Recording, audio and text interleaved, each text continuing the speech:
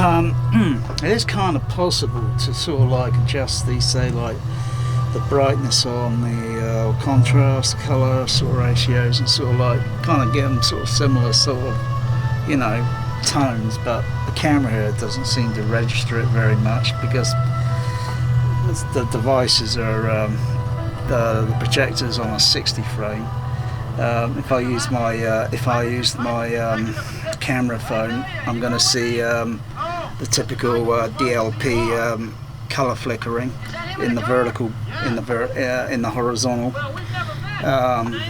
But you know, still to see this with my eye, there's still some like tones to sort of adjust. I've notched the color even down on the op to what's it, the 65 the Optimimer 65 laser projector. I even notched the color down by about 10. Usually I keep it at 0, or have kept it at 0. And if I looked at the colors there and I thought, well, do I notch the color down a little bit more on the do I notch the color up a little bit on the OLED, or do I notch it down a little bit? It's kind of like a mixed bag. But you know, even here I can even see on the camera the tone colors are different because of the devices. That's a laser projection image, and that's a fixed screen image, and it's a little bit still over contrast, whereas that looks a little bit, you know, the contrast ratio is different. But I even notched the contrast down on the OLED a little bit. I just can't be asked to put a test card color card up just to sort of like look at all the reds, greens, blues, the whites, all the shades. I just can't be asked, you know. Just if I can do it a little bit by eye and think, yeah, you know, that looks a little bit, you know, I can't be asked. I certainly wouldn't have one of those colour calibrators around my home to sort of do this sort of thing, because what they charge, I think, is daylight robbery. When I could just probably go out and buy one of those, I think it's something like a colour or something CAD or colour man or colour mad CAD man something sort of thing, very cheap, and then I could just sort of like set it all up. Or I suppose I could use the video camera devices, because if they can see certain tones and such, then yeah, if I were to adjust the parameters, and then until I get something that's almost I suppose not exactly a 1-to-1 ratio of, like, you know, the brightness, the tones, all the different colour shades and such, but you know, bloody hell, just look at the size of the OLED compared to that. I mean, it's not exactly like what I saw at the cinema back in 1980 on a Cinerama screen downtown, where it's well, this little bit of the screen there is like just a small portion of what the Cinerama curved screen was. It would be kind of neat if, but it's just not doable in this room because of the room size, and everything would have to be customized to sort of like make a curved screen. I'd have to put in extra seating rows, so I've got not 2 rows but 3 rows of seating, so it'd be just a little bit more closer to the screen while it's curved, kind of like but then you run into the problems where then, you know, the image is going to be not flat, it's going to be slightly curved on the lower part and the top part of the in the vertical. It's going to have a slight curve in, say, like when you run, typically when you see, well, when I see end credits running, I can see you know, it's slightly bent, you know. This sort of way is kind of like seeing it, I suppose, in a small typical multiplex screen, although most multiplex screens boothless size today, they're only about oh gosh, there's still quite a bit of wall space to the left and right, and the screen is still more or less in the middle of the auditorium. And I'm talking like boothless ones that are like typically like a blimmin' home theatre in the USA with one of those wooden boxes stuck up on the ceiling with the projector in it with an extractor, and it just runs all up to a server room where you just got racks of Dolby processors, Dolby servers and all that. Oh dear, that's not cinema. Especially when they shuffle films around. Oh, that's annoying. And you got to look at what time the film is showing. Is it playing in this screen? Because I certainly don't want to go in that screen because it sucks. Because they haven't got THX. Well, they don't have THX in any bloody screen except my home cinema.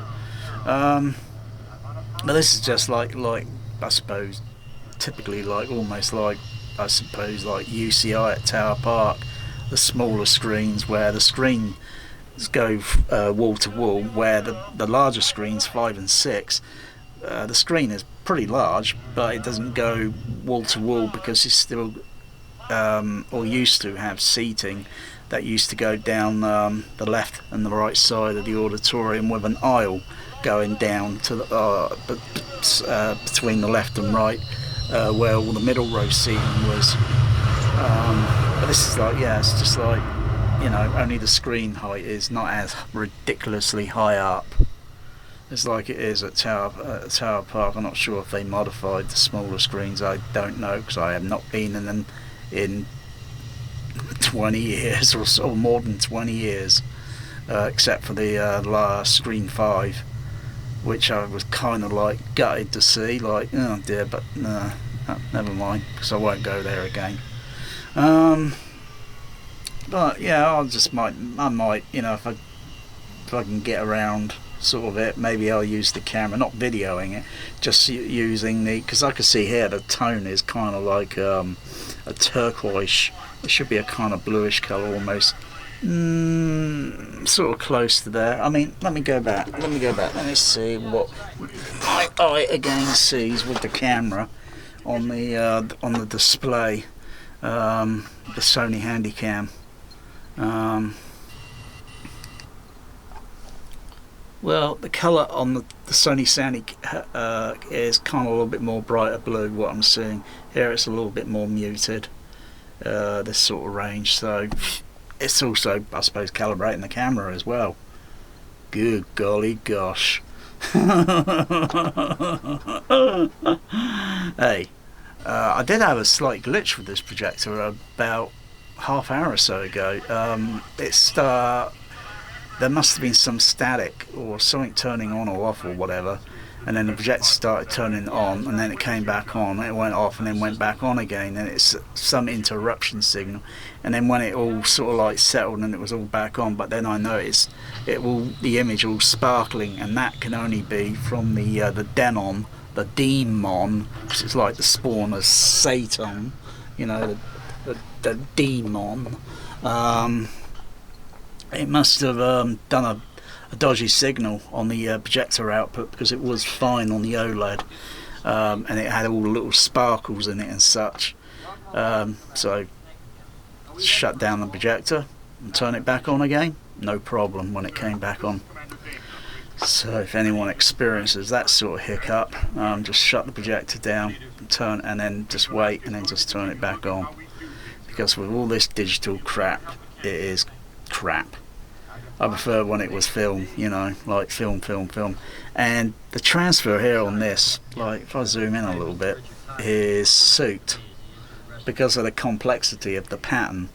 Now if I were to probably put the DVD in, which I still got, I would probably see a heavy lot of fringing effects, and all this patterning will look very, very unnatural, because in film, when it's projected, you wouldn't see any of that, but I can still see a hint of it. Come to think of it now, I can still see an artifact that's, and I wonder, I doubt very much the 4K is improved because of line resolution, I'll repeat that again, because of line resolution, because I've seen some 4K camera people going around, and my camera's 4K and it's set in 1080, so it'll upload a little bit faster depending on the running time. I've even seen artifacts in 4K, and when you're filming outside and you've got brick walls, and it's got that complexity in the way the patterning of the brick, the way the bricks are stacked. Typically, sometimes with rooftops with the slating, and it's got that it kind of flickers or wobbles, has that flicker wobble effect. Oh dear. Sometimes it could, yeah, I'm seeing a little bit more still in the vertical, yeah, kind of a weird effect that you just wouldn't see on film when it's projected, because film is pure. This is film, but it's been recorded into a video device, and then it's stored on disc or whatever, or master tape, and then it's duplicated. But if the transferring and the supervision hasn't been done up properly, you're going to see slight artifacts, and you know, I doubt there'd be any difference with a 4K, and I doubt the Dolby Atmos with the overheads or whatever will be any better. Actual fact, I heard this movie with overhead surround in Dolby Stereo A-type when I saw it at the Odeon, or the Gaumont it was then, because it was a twin cinema, Gaumont 1 upstairs and Gaumont 2 downstairs, and both had overhead surround, downstairs auditorium, side wall, back wall surround configuration like most normal cinemas would have, only it had a bit more, had an overhead surround, 6 speakers overheads spread evenly around the auditorium in the ceiling, and the upstairs one was left by over the 70mm Cinerama, which would have had 5 screen, which was still intact behind the screen, because I had a look behind there many years ago. Someone showed me behind, and there were 6 overhead surround speakers in the ceiling, and of course the sound's going to come downward and flow over the audience or the seating uniformly, I suppose. I wouldn't know. It's unless you play pink noise and then you're listening with pink noise, and then you notice some things and such that need to be corrected or whatever. But as it played, wow, it was pretty damn neat. Not that I really caught on to it back then in 1980. I more caught onto it in slightly later years, and didn't really kind of think in referring it to overhead surround. But when I worked with UCI cinemas, they used overhead surround speakers at what was, I know now, was part of an experimental overhead surround, because it was very uncommon that cinemas would have overhead surround speakers on the ceiling, and the spacing is more or less the same as what they are today. But most today sometimes have them dangling from the ceiling, which I think is incorrect, because that's going to have a lot of problems with the sound, reflections and such, and going back to the ceiling, and the bass response in the speakers and such and whatever. It's better to have them flush mounted in the ceiling, because then it'll kind of be like a baffle wall, because they'll be flush. But even still, with Tower Park was exceptionally pretty good for you know, a substandard Dolby Stereo cinema. Wasn't THX, and the speakers happened to be Electra Voice. Not sure what they were at the Gaumont in Screen 1. No idea. The ones that I saw behind the screen looked like Altec, or they could have been Voice of Theatre. You know, the Voice of the Theatre, because they had that sort of look with the big wings on them, and 2 bass drivers with a vented, kind of like a vented horn, with a JBL 2360A on top. In fact, I think all the bass drivers might be JBL 22525 or 2226 15 bass, because the older bass bins would have a different characteristic, different handling power and so forth. Anyway, but you know, I think looking at, you know, if I notch the brightness down maybe a little bit on the Oled, because I've even taken the contrast down a little bit, you know, if I just adjust it. Anyway, I'm rambling. I think it looks good on the projector. I mean, I don't want a high gain and all that freaking heck, I mean, I've already got a high gain bloody radio antenna. I mean, I don't need a high gain bloody picture thing. I don't want to be blinded, you know, because I mean, the screen was only £180, and for acoustical transparent, that's cheap at that size. Whereas everything else was just ridiculously like 1,000, 2,000. What? That's more than a projector. Not even a cinema would be that. Usually the cinema projector costs more than the screen. I guess most people didn't know this, did they? And then they go out and rush out and buy these anamorphic lenses, which I think is a bit of a scam. When you can just go on eBay and buy yourself a cinema anamorphic lens, and all you have to do is disassemble it and take out the optic, so you got the optics, and then just modify it and fit it into a different, you know, housing or something, and then place it over your freaking projector lens, and bam, there you go. You can do it for less than 100. You don't have to spend out on an anamorphic lens. That's bullshit, and it costs more than my laser projector. Daylight robbery. But most people think, oh, it's a luxury. Most people think all this is luxury. It isn't. It is not luxury. The days of that sort of luxury sort of thing are long gone. No one really particularly cares too much about home cinema much now today. It's like what it was years ago. It was kind of a bit of a, oh wow, controversy with home THX, and it's like, whoa. But most people, I doubt have even been to a THX cinema, and why they want to buy it, I don't know. Because if you haven't experienced THX or experienced the same film in a substandard cinema, and then you go to a THX cinema, it is the total opposite. It is like, whoa.